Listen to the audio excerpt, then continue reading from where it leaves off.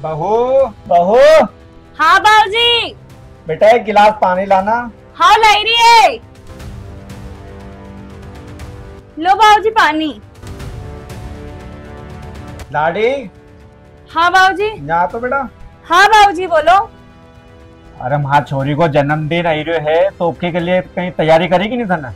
अब बाबूजी भी साड़ी धरिए माँ मायका की तो भी दंगा नहीं है वह तो।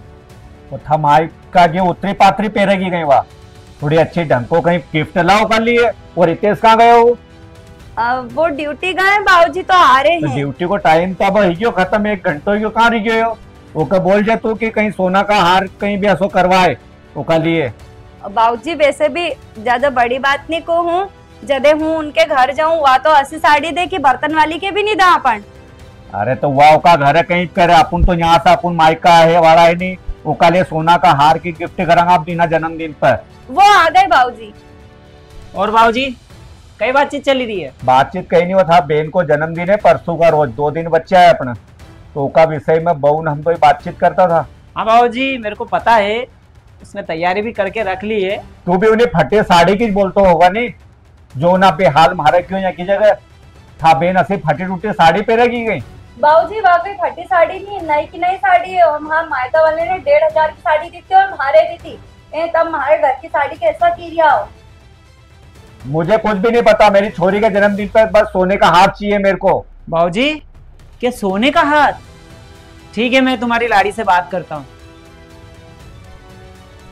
हाँ कई बोलियो बाबूजी ने सोने का हार का क्या होगा है नहीं? तुम्हारे पास अगर सोने की कुछ चीजें पड़ी हो तो हम उसको बेच के हार बनवा लेते हैं। क्या क्या बोल रहे हो आप? आपको पता भी है कि आपकी बहन की शादी में हमने कितना खर्चा किया है। हमने शादी में कोई कसर नहीं छोड़ी हर चीज से लेके सोना चांदी की रकम से लेके हर चीज दिया है यहाँ तक कि उनके ससुराल वालों को भी। और रही बात मेरी रकम की तो वो ये मकान जब आपकी बहन की शादी की थी तो अपन ने गिरवी रखा था तो उसके कागज छुड़ाने में ही मेरी सारी सोने की रकम चली गई। अब कहाँ से लेकर आऊँ? बाबूजी को पता है कि मैं फैक्ट्री में काम करता हूँ 10,000 रुपये कमाता हूँ उसके बावजूद भी मैं पूरे पैसे घर में लगा देता हूँ। कई किराने का सामान कई लाइट का बिल कई बिजली का बिल और ये सब मिला के सब पूरे पैसे खत्म हो जाते हैं फिर भी वो मान नहीं रहे। आप क्या करें कुछ समझ में नहीं आ रहा है। कुछ ऐसा करना होगा कि बाबूजी को थोड़ा सा समझ में भी आए और उनको अकल भी मिले। हाँ मेरे पास एक आइडिया है।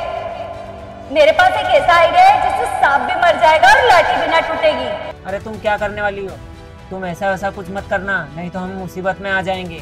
पहले ही हम बहुत परेशानी से गुजर रहे हैं। अरे आप बिल्कुल भी चिंता मत करो मैं ऐसा कुछ भी नहीं करूंगी। आप चिंता मत करो मैं इस बार कुछ ऐसा करूंगी कि बाबूजी दूसरी बार कभी यूं नहीं बोलेंगे कि उनकी बेटी को हार देना है।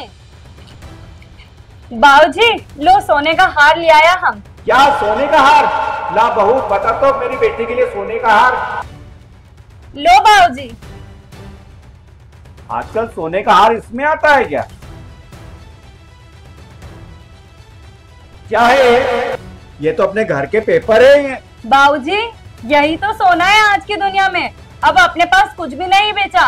दीदी की शादी में जितने भी जेवरात थे और ज्यादा से ज्यादा खर्चा करके हम सब कुछ दे चुके और हमने दीदी की शादी अच्छे घर में करी है ताकि उनको किसी चीज की कमी नहीं आए। और बाबूजी दीदी ने तो आज तक हमसे कभी कुछ नहीं मांगा पर आपके मन में उनको देने के लिए हमेशा लालच रहा है और हमारे पास अब आखिरी में बस ये घर के कागज ही बचे। आप इनको देके दीदी के लिए सोने का हार ले आइए। और रही बात कि हम लोगों की या आप लोगों की तो घर बेचने के बाद आप आपके हिसाब से देख लीजिएगा और हम हमारे हिसाब से देख लेंगे। हुआ तो रोड पे भीख मांग के खा लेंगे बाबूजी। बहू एक घर तो गिरवी रखा था ये तुमने कब छुड़वाया? बाबूजी आपको कुछ पता भी है? ये घर छुड़वाने के लिए इसने अपने पूरे गहने बेच दिए। हाँ बाबूजी मेरे जितने भी सोने की रकम थी वो सब मैंने बेच के ये घर छुड़वाया है। उसके बावजूद भी पता नहीं एक बहू क्यों नहीं बेटी बन पाती है। आपको क्यों ये लगता है कि इस घर को मैं अपना घर नहीं मानती इस घर को मैं अपना घर नहीं समझती? क्या बेटा तू सच कह रहा है? मेरी बेटी के मोह में मैं इतना अंधा हो गया है कि मैंने अपने बहू और बेटे का घर कुछ भी नहीं देखा। मेरी बेटी तो वहाँ पर सुख से है। मुझे माफ कर दो बहू तुमने अपने गहने बेचकर ये घर छुड़वाया फिर भी मैं मेरी बेटी के लिए सोचता रहा और मेरी बहू और बेटे के लिए कुछ भी नहीं सोचा मैंने। गलती तो मेरी ही है जो मैंने मेरे बेटे के कारण मेरे बहू बेटे को नहीं समझ पाया। मेरी बहू ने तो आकर मेरे घर को स्वर्ग बना दिया। बाबूजी बहुत सारी औरतें होती हैं जो घर बर्बाद कर देती है लेकिन इसने तो ऐसा नहीं किया। इसने तो घर के लिए सोचा। हाँ बेटा, तू सही बोल रहा है, बहू मुझे माफ कर दे। नहीं बाबूजी, आप माफी मत मांगो, आप मुझसे बड़े हो, कुछ भी हो, आज आपको आपकी गलती का एहसास है और हमने जो भी किया आपको आपकी गलती का एहसास कराने के लिए किया है। मैं ये बिल्कुल नहीं चाहती कि हम दीदी को कुछ नहीं दें। यदि हमारी कंडीशन अच्छी है, हम हमारे घर में भरपूर है, तो हमें देने में कोई दिक्कत नहीं, क्योंकि बहन बेटी को देने से कभी कम नहीं होता, बल्कि बहन बेटी को देने से हमेशा बढ़ता है। लेकिन बाबूजी, अगर हमारी ही कंडीशन ऐसी नहीं है कि हम कुछ दे पाएँ, तो बाबूजी हमारा घर कैसे चलेगा? आज हमें सब कुछ देख के चलना पड़ेगा। हाँ बेटा, सही बोल रही है, जितनी चादर है उतना ही पैर पसारना चाहिए। और आप लोग भी ध्यान रखें, अपने बेटे के मुंह में इतना ना पड़े कि अपने बहू और बेटे का घर बर्बाद हो। कहते हैं कि बेटी को देने से कभी कम नहीं होता, और ये बात बिल्कुल सही है कि बेटी को देने से कभी कम नहीं होता, बल्कि बेटी को देने से हमेशा आपका धन बढ़ता है।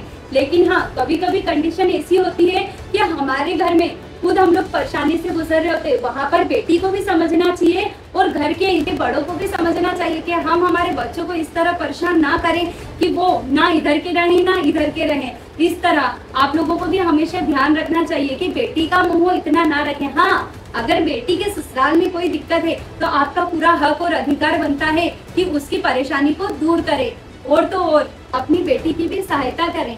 और हाँ, याद रहे कि अपने बहू बेटे को भी अपनी बेटी की तरह ही लेके चलें। हाँ, कुछ घरों में मानते हैं कि बहुएं भी घर को लेकर नहीं चलती, तो उन बहुओं के लिए भी कि आप अपने परिवार को लेकर अवश्य चलें। और ये स्टोरी अच्छी लगी आप तो लाइक और कमेंट जरूर करें, और दूसरे का घर बर्बाद ना हो, इसीलिए इसे शेयर भी करें। ज्यादा से ज्यादा हमारी वीडियो को शेयर करें, लाइक करें और कमेंट करके बताएं कि आपको हमारी स्टोरी कैसी लगती है।